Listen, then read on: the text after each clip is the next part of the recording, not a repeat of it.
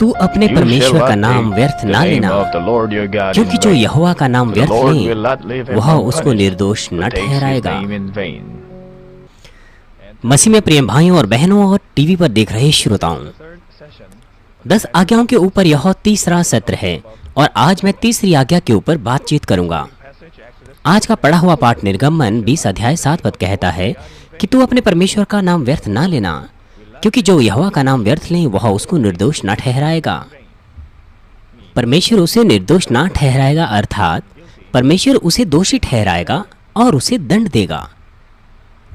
Romeo 6 अध्याय 23 पद में हम पढ़ते हैं कि पाप की मजदूरी मृत्यु है। इसलिए यदि कोई परमेश्वर के द्वारा दोषी ठहराया जाता है तो निश्चित तौर पर वह मृत्यु की सजा पाएगा, जिसका मतलब यह है कि वह बचाया नहीं जाएगा। यद्यपि परमेश्वर ने हमें ऐसी कड़ी और कठोर आज्ञा दी है, तो भी कुछ लोग याद भी नहीं करते कि कुछ ऐसी भी आज्ञा 10 आज्ञा में पाई जाती है। यहाँ तक कि उनमें भी जो ये कहते हैं कि वो विश्वास करते हैं, तो भी ऐसे लोग हैं जो परमेश्वर के नाम का आदर नहीं करते वरन उसका नाम व्यर्थ लेते हैं। यदि आप सचमुच परमेश्वर का भय मानते हैं और हृदय की गहराई से सत्य का अनुसरण करने की कोशिश करते हैं, तो आप गलती से भी ऐसा नहीं करेंगे। मैं आपसे प्रभु के नाम से विनती करता हूं कि आज के संदेश के द्वारा आप एक बार फिर से अपने आप को जांचेंगे और सचेत रहेंगे, ताकि आप परमेश्वर के सम्मुख ना तो असभ्य बने ना अभद्र बने, वरन हर वक्त परमेश्वर का आदर योग्य भय माने। प्रिय श्रोताओं, डिक्शनरी हमें बताती है कि यदि हम किसी के नाम को व्यर्थ लें तो हम उसका अनादर करते हैं, विशेष तौर पर हैरान या गुस्सा होकर। परमेश्वर के नाम को व्यर्थ लेने का अर्थ है पवित्र परमेश्वर के नाम को उचित तरीके से इस्तेमाल ना करना वरन अनुचित तरीके से उसका कुप्रयोग करना। उदाहरण के लिए इस तरह से ये हो सकता है जैसे मानो आप अपनी बात ऐसे कह रहे हो जैसे वो परमेश्वर की ओर से हो, या फिर आप इस तरह से कहते हैं कि आपको परमेश्वर नियंत्रित कर रहा है जबकि वो आपका अपना ही व्यवहार हो, या फिर आप मजाक कर रहे हो परमेश्वर के नाम से या गलत वाचाएं बांध रहे हो। और साथ ही साथ जब उनके साथ कुछ गलत होता है, यदि वो जो आमतौर पर यहाँ तक कि परमेश्वर की खोज तक नहीं करते, वो परमेश्वर पर ये कहकर बुड़बुड़ाते हैं कि परमेश्वर दयालु नहीं है, और अगर परमेश्वर जीवित है तो ऐसा क्यों हो सकता है। यह भी परमेश्वर के नाम को अनुचित लेना है। अगर आप प्रचारक परमेश्वर सृष्टिकर्ता के नाम को व्यर्थ लें जो कि स्तुति और आदर के योग्य है, तो परमेश्वर कैसे कहेगा कि आप पाप रहित है। क्या कारण है कि परमेश्वर यह कहता है कि उसके नाम को व्यर्थ लेना पाप है?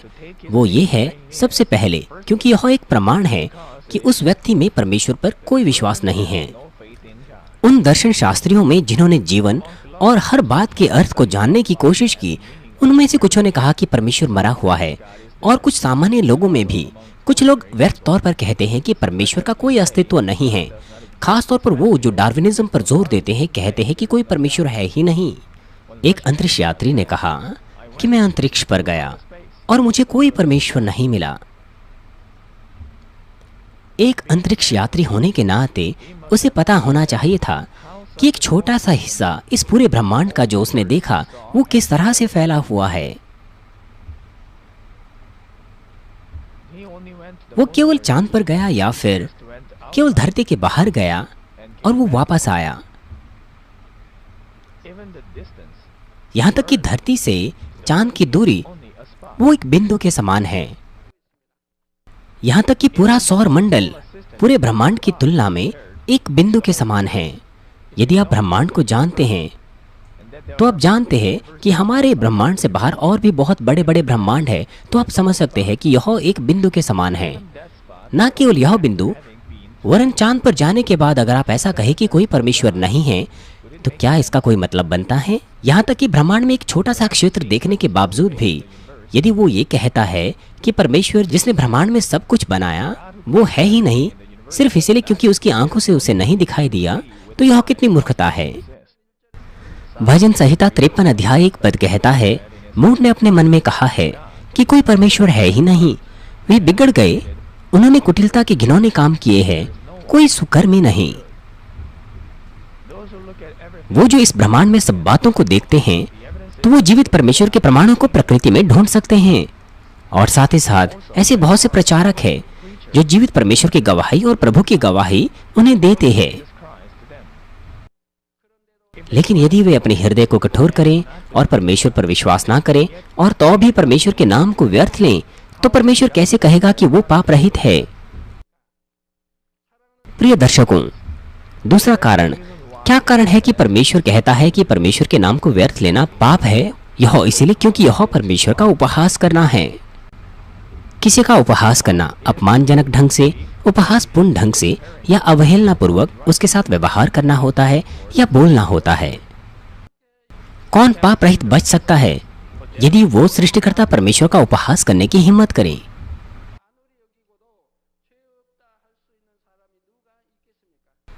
भजन संहिता 96 अध्याय 4 पद कहता है, क्योंकि यहोवा महान और अति स्तुति के योग्य है, वह तो सब देवताओं से अधिक भय योग्य है। पहला तिमुथियों 6 अध्याय 16 पद कहता है, और अमरता केवल उसी की है और वह अगम्य ज्योति में रहता है और ना उसे किसी मनुष्यों ने देखा और ना कभी देख सकता है। उसकी प्रतिष्ठा और राज्य युगानायुग रहेगा। आमीन। निर्गमन 33 अध्याय 20 पद कहता है, फिर उसने कहा, तू मेरे मुख का दर्शन नहीं कर सकता, क्योंकि मनुष्य मेरे मुख का दर्शन करके जीवित नहीं रह सकता। परमेश्वर इतना महान है कि हम प्राणी उसे देखकर जीवित नहीं रह सकते। इसलिए कोरिया में वो जिनके विवेक भले थे, वो स्वर्गीय चीजों के बारे में बहुत ही सम्मानित अभिव्यक्ति करते थे। उदाहरण के लिए, जब बारिश होती थी तो वो सम्मानित अभिव्यक्ति करते थे। यहाँ तक कि जब मैं विश्वासी भी नहीं था, मैंने कभी नहीं देखा अपने माता पिता को या अपने बड़ों को बिना सम्मानित अभिव्यक्ति करते हुए जब बारिश होती थी। वो हमेशा से ही सम्मानित अभिव्यक्ति करते थे जब बारिश होती थी, और मैं भी करता था। हालांकि वो परमेश्वर को नहीं जानते थे, तो भी धुंधलेपन तौर पर वो जानते थे कि परमेश्वर सृष्टि करता है जो स्वर्ग से हमें बारिश देता है। इसलिए वो सम्मानित अभिव्यक्ति यहाँ तक कि बारिश के लिए भी करते थे। जैसे कि आप हमेशा अनुभव करते हैं कि यह परमेश्वर है जो मौसम को नियंत्रित करता है, और स्वर्गदूत परमेश्वर की आज्ञा अनुसार मौसम को बदलते हैं।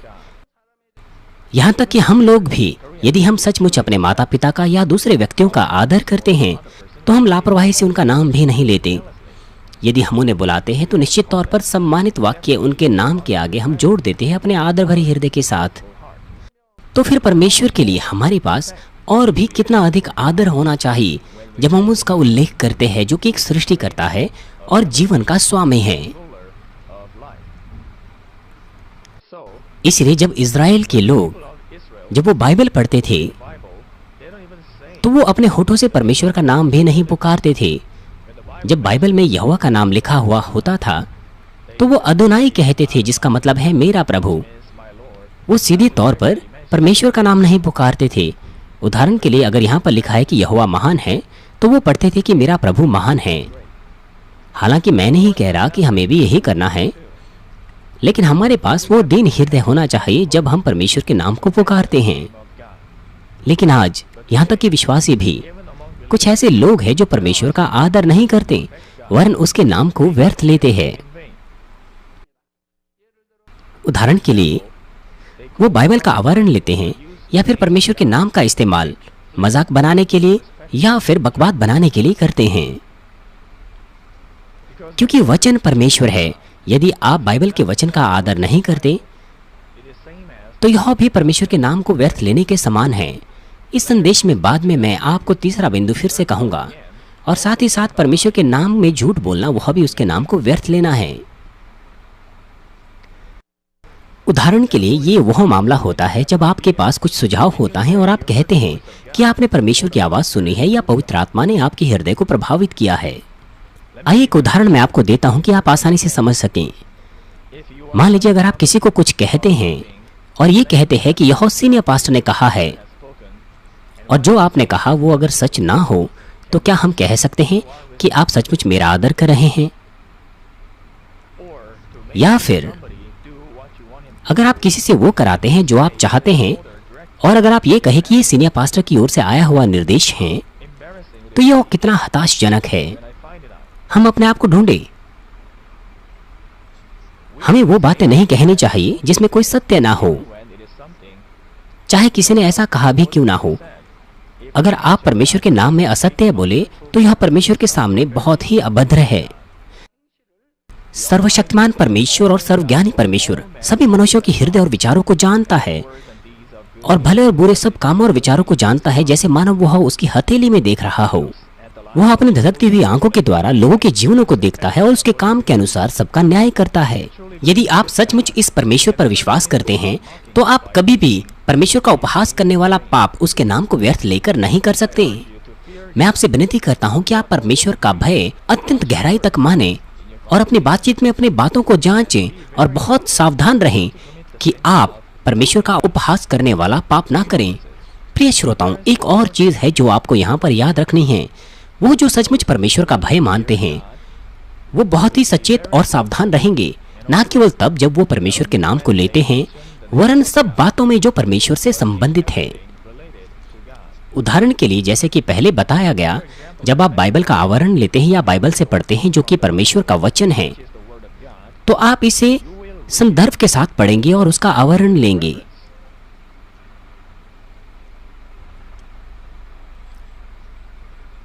आपके घर में कितनी बाइबल है? आपके बच्चों की बाइबल को छोड़ आपके पास कितनी बाइबल है? यदि आप जन्म से मसीह हैं और यदि आप 50 या 60 साल के हैं, तो अवश्य ही आपके पास बहुत सारी बाइबल होगी।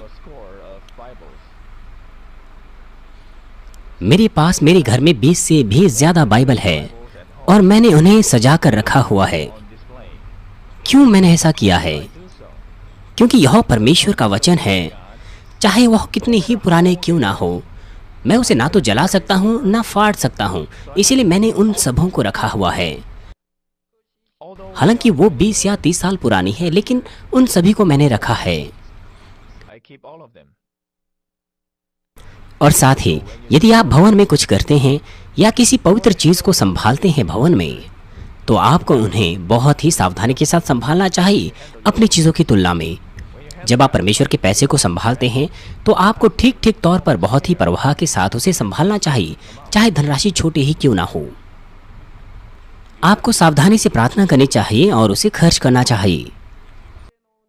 यदि आपने गलती से चर्च का कोई दिया हुआ गिलास तोड़ दिया है, या फिर यदि आपने कोई खिड़की या कोई शीशा तोड़ दिया है चर्च में, क्या आप उसे अनदेखा कर सकते हैं? आपको वो कभी नहीं करना चाहिए, क्योंकि यहाँ तक कि छोटी चीज भी, वो भी परमेश्वर की संपत्ति के समान अलग है। मैंने चर्च का पैसा जैसा मैं चाहता हूँ कभी भी खर्च नहीं किया है। मैंने यहाँ तक कि एक पेपर का टुकड़ा, एक पेन भी, टेलीफोन भी या फिर कोई भेंट का एनवलप अपने व्यक्तिगत इस्तेमाल के लिए नहीं किया है।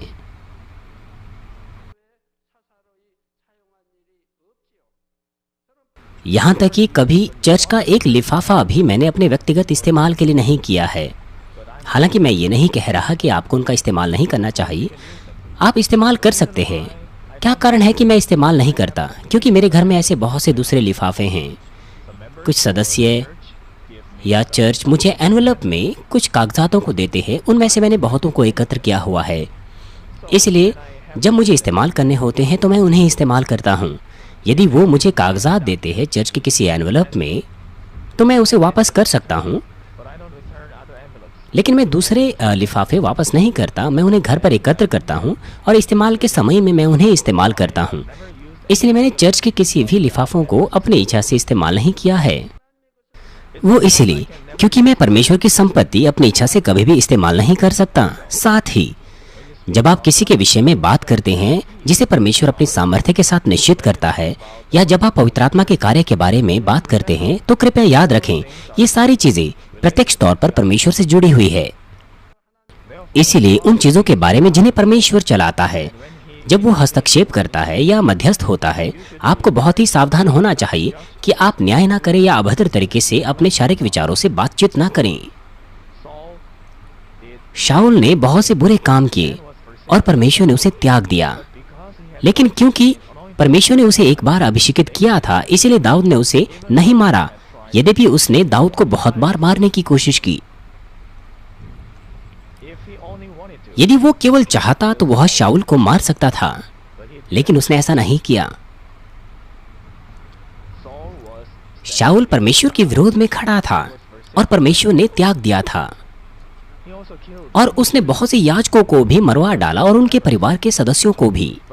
परंतु क्योंकि परमेश्वर ने एक बार उसे अभिषेकित किया था, इसलिए दाऊद ने उसे नहीं मारा। उसी प्रकार से यदि आप परमेश्वर का भय मानते हैं और आदर करते हैं, तो आपके पास किसी भी बात के लिए जो परमेश्वर से संबंध रखता है उचित मन होगा। मैं आपसे विनती करता हूं कि आपके पास दीन हृदय ना केवल परमेश्वर के नाम के लिए हो, वरन उससे संबंधित सब बातों के लिए हो, ताकि आप किसी भी प्रकार से परमेश्वर का उपहास ना करें।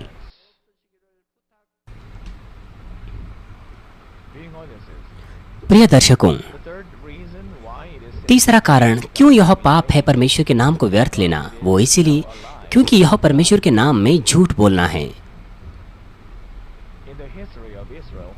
इज़राइल के इतिहास में, पुराने नियम में, हम कभी कभार ऐसे झूठे भविष्यद्वक्ताओं को देखते हैं। उन्होंने दावा किया कि वो परमेश्वर का वचन था जो कि परमेश्वर ने उन्हें नहीं कहा था, और लोगों को झूठ कहा कि यह परमेश्वर की भविष्यवाणी है।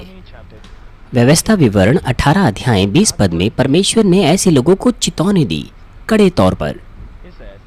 उन्होंने कहा, परंतु जो नबी अभिमान करके मेरे नाम से कोई ऐसा वचन कहे जिसकी आज्ञा मैंने उसे नहीं दी हो, वह पराये देवताओं के नाम से कुछ कहें, वह नबी मार डाला जाए।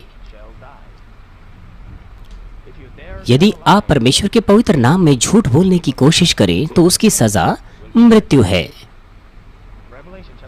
प्रकाशित वाक्य 21 अध्याय 8 पद भी कहता है, पर डरपोकों और अविश्वासियों और घिनौनों और हत्यारों और व्यभिचारियों और टोन्हों और मूर्ति पूजकों और सब झूठों का भाग उस झील में मिलेगा जो आग और गंधक से जलती रहती हैं। यह दूसरी मृत्यु है। अगर यहाँ दूसरी मृत्यु है तो फिर पहली मृत्यु क्या है? जब लोग इस धरती पर जीवन जीते हैं और अगर परमेश्वर उनकी आत्मा प्रभु के आने से पहले बुला लेता है तो उनका शरीर गाड़ दिया जाएगा। परंतु यदि वो अविश्वासी हो तो यह उनके लिए मृत्यु है। वो है पहली मृत्यु। और दूसरी मृत्यु 1000 वर्ष के राज्य के बाद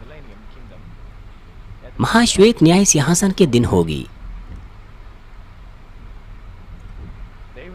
वो उस क्षण पुनरुत्थानित होंगे, यहाँ तक कि वो जो मर गए हैं उनका भी न्याय होगा नरक में डाले जाने के लिए। उनके पापों की गंभीरता के अनुसार या तो वो गंधक की झील में या आग की झील में डाल दिए जाएंगे।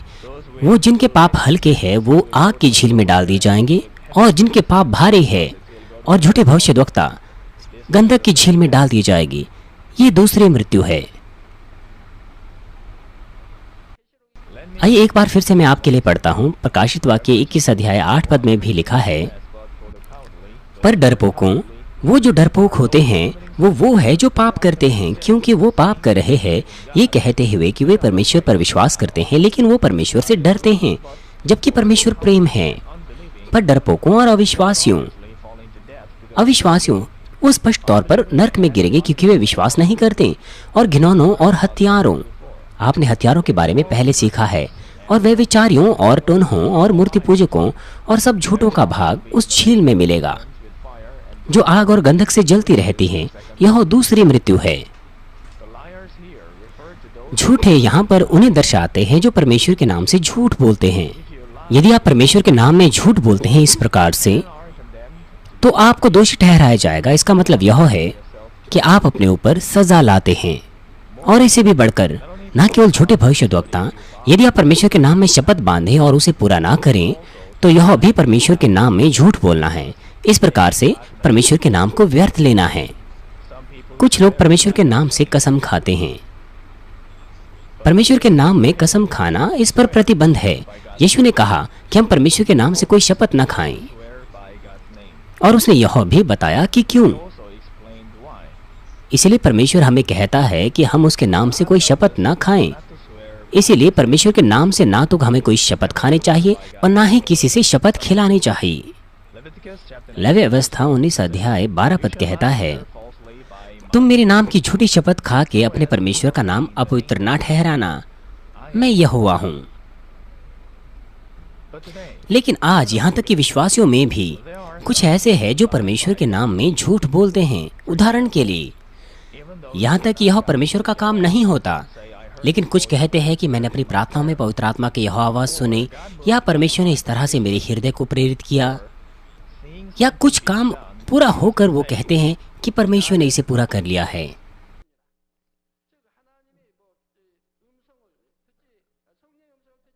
उन्हें ना तो परमेश्वर की आवाज़ सुनी, ना पवित्र आत्मा की आवाज़ सुनी, लेकिन वो कहते हैं कि उन्होंने पवित्र आत्मा की आवाज़ सुनी और परमेश्वर ने उनके हृदयों को प्रेरित किया। पुराने नियम के दिनों में आप कह सकते थे कि परमेश्वर आपको चला रहा है, लेकिन नए नियम के दिनों में आपको नहीं कहना चाहिए कि परमेश्वर आपको चला रहा है। ये केवल पवित्र आत्मा है जो आपको चलाता है और अपनी आवाज़ आपको सुनाता है। पवित्र आत्मा वो है जो आपको आवाज़ देता है, आपके हृदय को प्रेरित करता है, आपकी अगुवाई करता है। यह परमेश्वर नहीं है, क्योंकि अब ये पवित्र आत्मा का समय है। लेकिन उनके लिए जिन्होंने परमेश्वर की सामर्थ्य को पाया है, तो ऐसा कहना गलत नहीं है कि परमेश्वर उन्हें चला रहा है, यहाँ तक कि अब भी, क्योंकि वो ना केवल पवित्र आत्मा के द्वारा चलाए जाते हैं, वरन वो परमेश्वर की आवाज़ भी सुनते हैं और परमेश्वर के द्वारा भी चलाए जाते हैं। अगर यह परमेश्वर का वचन है तो ठीक है, लेकिन समस्या यह है कि कुछ लोग आदत के साथ ऐसी बातें कहते हैं, जबकि वह ना तो पवित्र आत्मा की अगुवाई होती है, ना आवाज़ होती है। यदि वो कहते हैं कि परमेश्वर उन्हें चला रहा है, तो यह वक्तव्य अपने आप में एक झूठ है।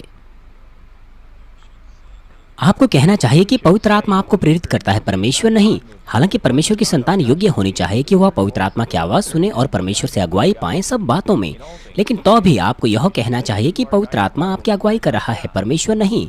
हालांकि ऐसा कहना हर वक्त गलत नहीं होता है कि परमेश्वर हमारी अगुवाई कर रहा है, लेकिन यह ज्यादा उचित है कि हम ये कहें कि पवित्र आत्मा हमारी अगुवाई कर रहा है। क्यों ऐसा हर वक्त कहना गलत नहीं है कि कोई परमेश्वर की अगुवाई पा रहा हो? वह इसलिए क्योंकि पिता, पुत्र और पवित्र आत्मा वो एक ही है, एक ही त्रिएक परमेश्वर है। इसलिए आवश्यक तौर पर यह गलत नहीं है, लेकिन और भी शुद्धता के साथ हमें कहना चाहिए कि वह पवित्र आत्मा की अगुवाई पा रहा है। सारी परमेश्वर की संतान बिना किसी शर्त के पवित्र आत्मा की आवाज़ नहीं सुनते हैं। आप इसे साफ तौर पर उसी सीमा तक सुन सकते हैं जिस सीमा तक आप अपने पापों को दूर करते हैं और अपने हृदय को सत्य से भरते हैं।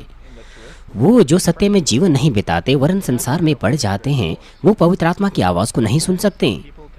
कभी कभार कुछ लोग मुझसे कहते हैं कि वो परमेश्वर की आवाज़ सुन रहे हैं। जब वो मुझे लिखते हैं तो मैं उनसे बात नहीं कर पाता, लेकिन जब व्यक्तिगत तौर पर वो मुझसे बात करते हैं तो मैं उनसे पूछता हूँ कि वो कैसे परमेश्वर की आवाज़ सुनते हैं। तो वो कहते हैं कि परमेश्वर उनके कानों में फुसफुसाता है।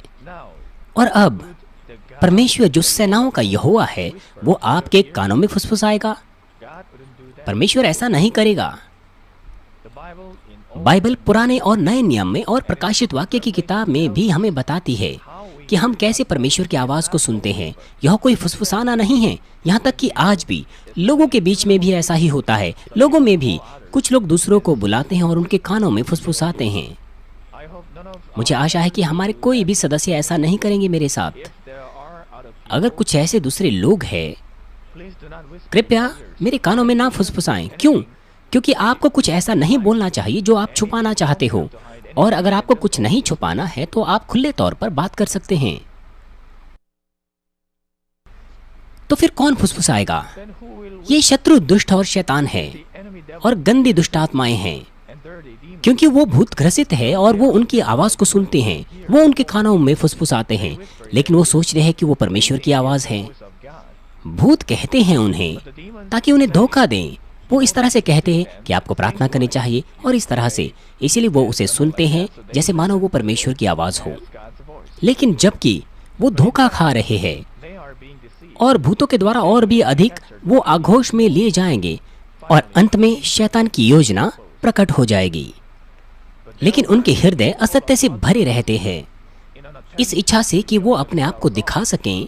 वो कहते हैं उन बातों को जो उनके विचारों से आती है कि वो पवित्र आत्मा की ओर से है, तो यह ना केवल लोगों के सामने झूठ बोलना है, वरन परमेश्वर के सामने भी है। हर कोई पवित्र आत्मा की आवाज को नहीं सुन सकता। आपको पवित्र होना है, कोई पाप आपके अंदर नहीं होना चाहिए। हालांकि कभी कभार आप परमेश्वर की आवाज को सुन सकते हैं, जब कभी भी परमेश्वर की आवश्यकता अनुसार हो, और वह आवाज तूफान के समान है और वह स्वर्ग से आती है। वह आपके कानों में कभी नहीं फुसफुसाएगी। और साथ ही यद्यपि आपका हृदय पवित्र आत्मा की आवाज को सुनता हो किसी सीमा तक, लेकिन जब तक वह 100% ना हो जाए, आप एक प्रशिक्षण की प्रक्रिया से गुजरते हैं उस आवाज को सुनने के लिए। जब आप सबसे पहले पवित्र आत्मा की आवाज को सुनना शुरू करते हैं, आप पहचान नहीं पाते कि यह पवित्र आत्मा की आवाज या आपके अपने विचार है। इसीलिए आपको कष्ट होता है, इसीलिए आपको प्रशिक्षण से गुजरना पड़ता है। आपने सोचा कि यह आपका विचार है, पवित्र आत्मा की आवाज नहीं है, लेकिन बाद में आपको पता चला कि यह तो पवित्र आत्मा की आवाज थी। यदि आप इस तरह की चीजों से 1 या 2 या 3 बार गुजरते हैं, तो आप योग्य हो पाते हैं कि आप उसे पहचानते हैं। आप महसूस करेंगे कि पवित्र आत्मा की आवाज कैसे आती हैं।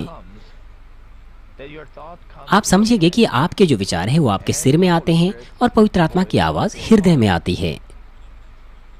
यहाँ तक कि एहसास करने के बाद भी वहाँ अंत नहीं होता। जब पवित्र आत्मा आपसे बात करता है, आप तुरंत उसे एहसास नहीं कर सकते। आपको प्रशिक्षण से गुजरना है। यदि आप पवित्र आत्मा की आवाज को पहचान सकते हैं और सुन सकते हैं अपने हृदय में, तो आपको हमेशा सावधानी से इसके बारे में प्रार्थना करनी होती है कि क्या सचमुच यह उसकी आवाज है। आप उसका पालन करना शुरू करते हैं क्योंकि आप महसूस करते हैं कि यह पवित्र आत्मा की आवाज है। तो अभी आपको उसके बारे में सावधान रहना है। आप बाद में महसूस कर सकते हैं कि यह सचमुच पवित्र आत्मा की आवाज थी। तब आप एहसास करते हैं कि आप सही थे।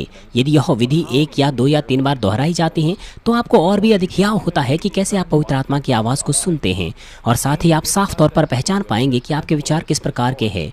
इस हियाव को प्राप्त करने के बाद आप पवित्र आत्मा की आवाज को समझेंगे और आप उसका पालन करेंगे। ये है सत्य।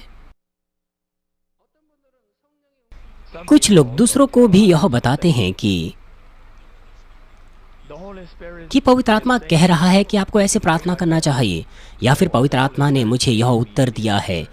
वो कभी कभार परमेश्वर का नाम या पवित्र आत्मा का नाम लेते हैं। कुछ लोग ऐसे बात करते हैं, लेकिन आपको 100% उन पर विश्वास नहीं करना चाहिए। क्योंकि ये ठीक है कि वो व्यक्ति पवित्र आत्मा की आवाज को सुनता है, लेकिन हर वक्त ऐसा नहीं होता है। मान लीजिए परमेश्वर का एक विश्वास योग्य कार्यकर्ता कहता है, आपको 10 बातें कहता है कि यह पवित्र आत्मा की आवाज है। उनमें से 6 या 7 तो सही है, लेकिन दूसरी 3 गलत है।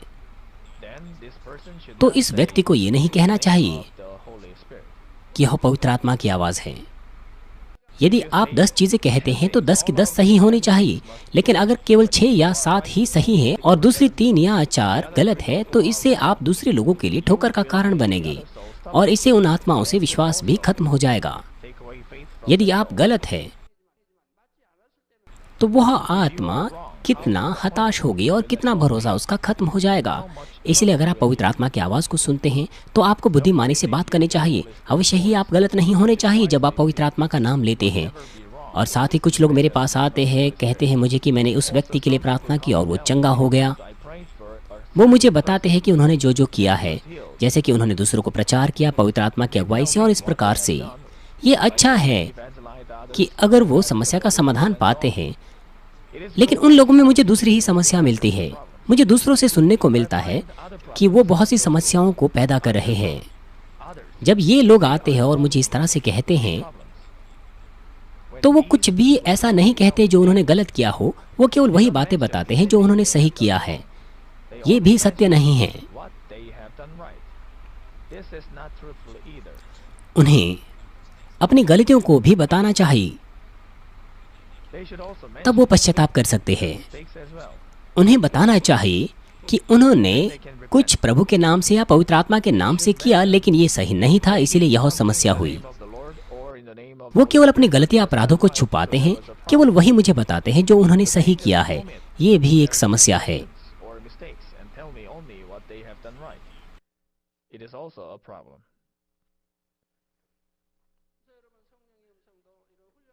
इसलिए यदि आप प्रशिक्षण से गुजरते हैं, पवित्र आत्मा की आवाज़ को सुनने में और पूरी तरह से उसकी आवाज़ को सुनते हैं और परमेश्वर का काम करते हैं, तो आप परमेश्वर को महिमा देंगे। और इस प्रकार से जब आप साफ तौर पर नहीं सुन पाते हैं, तो आपको सारांश के तौर पर यह नहीं कहना चाहिए कि कुछ पवित्र आत्मा का यह काम है।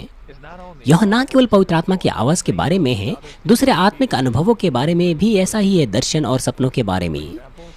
कुछ उदाहरण के लिए, कुछ सपने परमेश्वर देता है, लेकिन कुछ दूसरे किसी के अपने ही विचारों से आते हैं, और कुछ ऐसे हैं जो शैतान की ओर से आते हैं। इसीलिए अगर आप ये कहें कि यह परमेश्वर ने दिए हैं, जबकि उसे परमेश्वर ने अगर नहीं दिया हो, तो यह परमेश्वर के सम्मुख उचित नहीं है।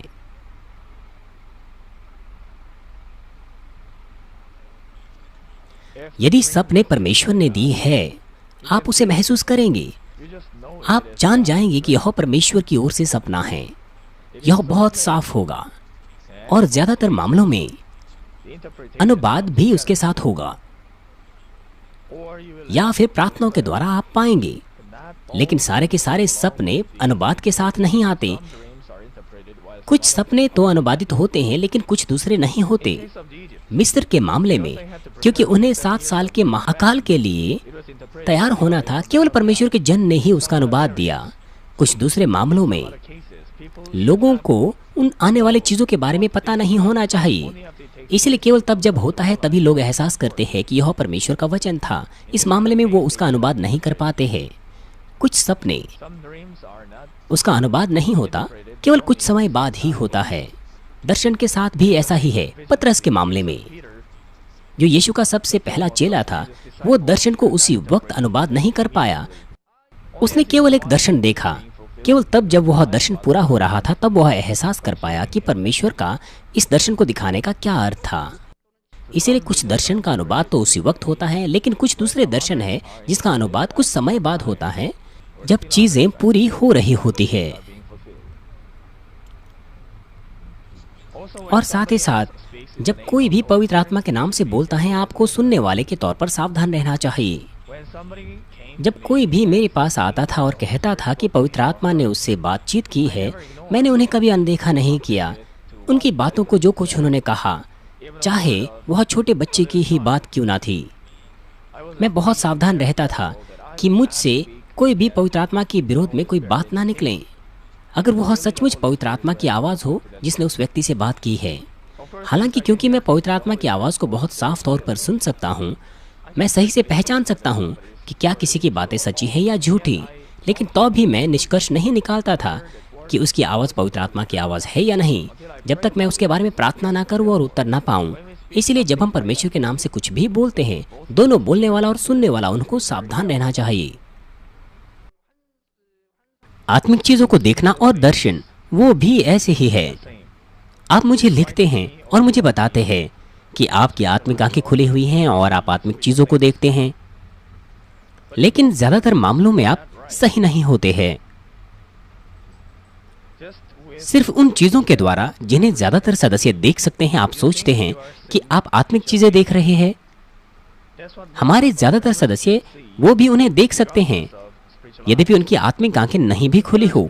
यदि आपकी आत्मिक आंखें खुली हैं, यदि आप आत्मिक चीजों को देखना शुरू करते हैं, तो आपको बातचीत करनी चाहिए। आपको बहुत ही उचित और निश्चित होना चाहिए। जो कुछ आप देखते हैं, आपको किससे बातचीत करनी चाहिए? आपको उन आत्मा के जनों से बातचीत करनी चाहिए जिनकी आत्मिक आंखें साफ तौर पर खुली हैं। वो आपको साफ उत्तर दे सकते हैं। आप जान सकते हैं कि क्या आप वास्तविकता में आत्मिक चीजें देख रहे हैं। यदि आपकी आत्मिक आंखें खुली हैं, तो आपको भी वही चीज देखनी चाहिए जिन्हें वो लोग देखते हैं जिनकी आत्मिक आंखें विशालता से खुली हैं। और साथ ही कुछ लोगों की आत्मिक आंखें खुली होती है, लेकिन वो बहुत साफ तौर पर नहीं देख पाते, वरन धुंधले तौर पर देखते हैं। इन लोगों को भी परामर्श लेना चाहिए और ढूंढना चाहिए कि क्या आपकी आत्मिक आंखें वास्तविकता में खुली हैं, और फिर यह भी कि आप कितना अच्छे और गहराई से देख रहे हैं, ताकि आप इसके लिए गहराई से प्रार्थना कर सकें और गहराई से देख सकें।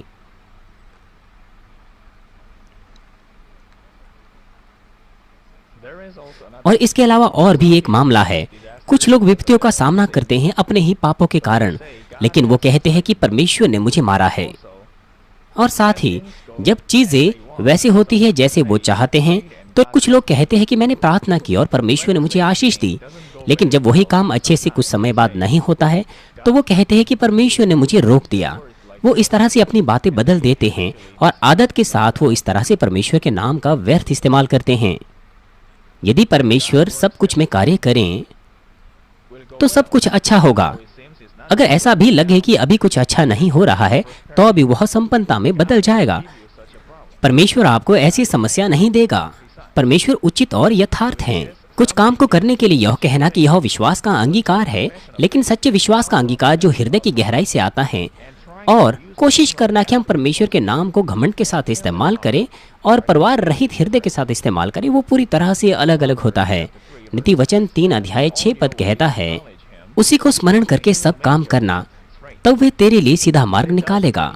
परंतु इसका अर्थ यह नहीं कि आप परमेश्वर के नाम का उल्लेख लापरवाही के साथ सब बातों में करें। बजाय इसके, यदि आप परमेश्वर को ग्रहण करते हैं सब बातों में, तो आप और भी ज्यादा सावधान रहेंगे परमेश्वर के नाम का उल्लेख करते हुए अपने होठों से, और आप सत्य में काम करने की कोशिश करेंगे।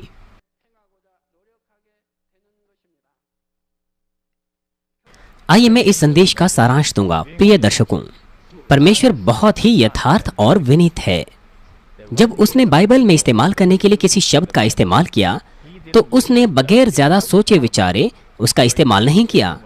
उदाहरण के लिए, जब वह विश्वासियों को पुकारता है तो वह अलग अलग अभिव्यक्तियों का इस्तेमाल करता है परिस्थितियों के अनुसार। कभी कभार वो कहता है प्रिय संतान, और दूसरी बार वो कहता है भाइयों। यदि वह प्रिय संतान का इस्तेमाल भाइयों के स्थान पर करता तो अर्थ भी अलग ही हो गया होता। और साथ ही परमेश्वर ने अलग अलग अभिव्यक्तियों का इस्तेमाल किया, जैसे कि पिता, लड़के, छोटे बच्चे और बालक, और इनमें से प्रत्येक नाम में परमेश्वर का यथार्थ अर्थ था, प्रत्येक के विश्वास के परिमाण के अनुसार। आप में से वो जो तीसरे विश्वास के स्तर पर है, यदि मैं उन्हें पिता कहूं, क्या उसका कोई अर्थ निकलेगा? बिल्कुल नहीं, वो उचित नहीं है। तो फिर जो तीसरे विश्वास के स्तर पर है, मुझे उन्हें क्या कहना चाहिए? जब आप अधिक विश्वास प्राप्त करते हैं, जब आप तीसरे विश्वास के स्तर पर होते हैं, तो आप आत्मिक तौर पर जवान बच्चे होते हैं। जवानी में आप ज्यादातर बातों को जानते हैं। आप अपने माता पिता को जानते हैं, उनके चरित्र को, उनकी पसंद नापसंद को, आप समाज को जानते हैं, और आप जानते हैं कि अपना ध्यान कैसे रखा जाता है। उसी प्रकार से यदि आप तीसरे विश्वास के स्तर पर है तो आप योग्य होने चाहिए कि आप उचित और सही अभिव्यक्ति इस्तेमाल कर सकें। परंतु यद्यपि वो जो पहले और दूसरे विश्वास के स्तर पर है, अगर वो गलत अभिव्यक्ति का इस्तेमाल करते हैं तो हम उन्हें डांट नहीं सकते। वो जो पहले और दूसरे विश्वास के स्तर पर है, वो वास्तविकता में सत्य को नहीं जानते हैं। वो जवान भी नहीं है, ना ही विश्वास में पिता है। उनका विश्वास बच्चों का विश्वास है और बालकों का विश्वास है, इसलिए वो बहुत बातों को नहीं जानते हैं। इसलिए उनकी अभिव्यक्ति उचित नहीं हो सकती। इसलिए हमें उस मामले में उन्हें समझना है। लेकिन अगर आप तीसरे स्तर पर है या ऊंचे स्तर पर है, तो आपको सही और उचित अभिव्यक्ति का इस्तेमाल करना चाहिए। पहले, दूसरे और तीसरे विश्वास के स्तर के जो शीर्षक है वो अलग अलग है, और चौथे विश्वास के स्तर का भी बिल्कुल अलग ही शीर्षक है। आपको उनके स्तर के अनुसार उन्हें बुलाना चाहिए। बाइबल में अगर प्रियो लिखा है तो आप इस संदर्भ से समझ सकते हैं कि इसका क्या अर्थ है, और जब लिखा है कि भाइयों या बालकों, तो यह उससे बिल्कुल अलग है।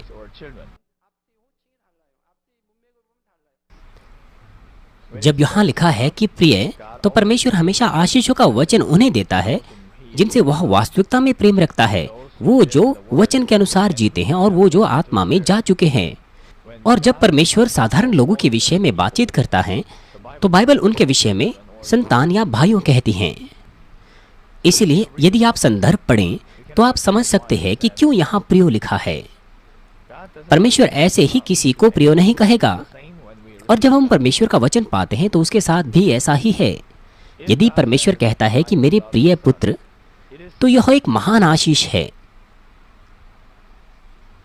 क्योंकि वह परमेश्वर की आज्ञाओं को मानता है और ज्योति में निवास करता है।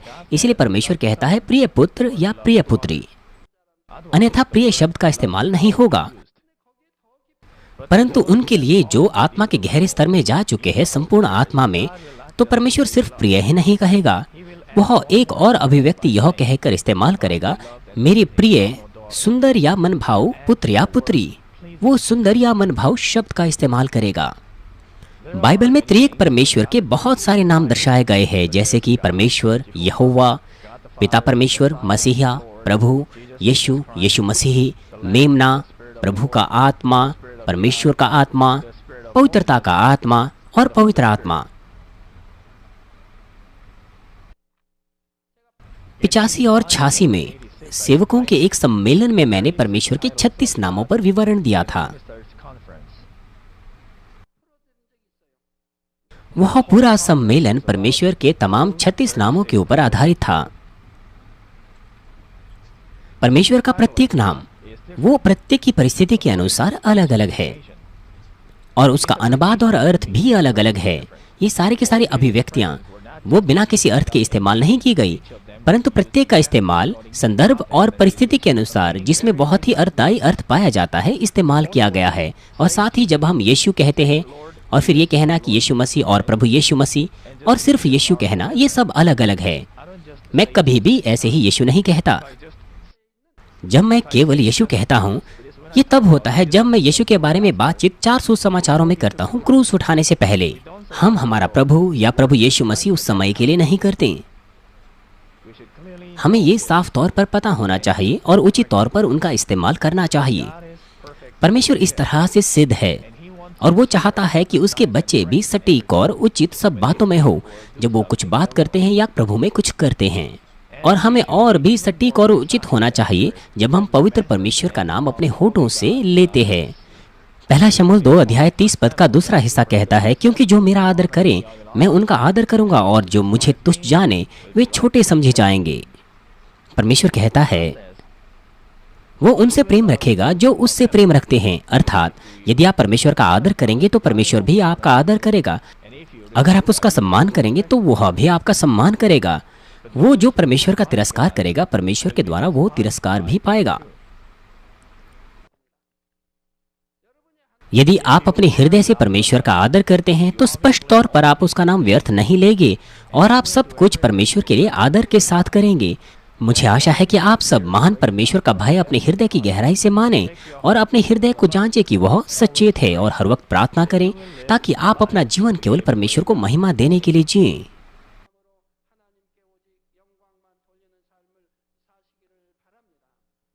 और ऐसा करने के द्वारा परमेश्वर भी आपका आदर करें और आपके तमाम बातों और कार्यों को निश्चित करें और आपको बहुमूल्य और यथार्थ माने और आपकी अगुवाई स्वर्ग के सबसे महिमावान स्थान में करें। हमारे प्रभु के नाम से मैं प्रार्थना करता हूँ।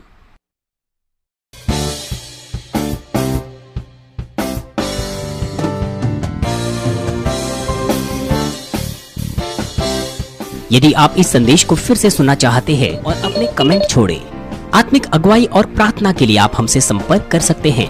आप और आपके परिवार के लिए आशीषों और आत्मिक उन्नति के लिए मैं सदा प्रार्थना करता हूँ।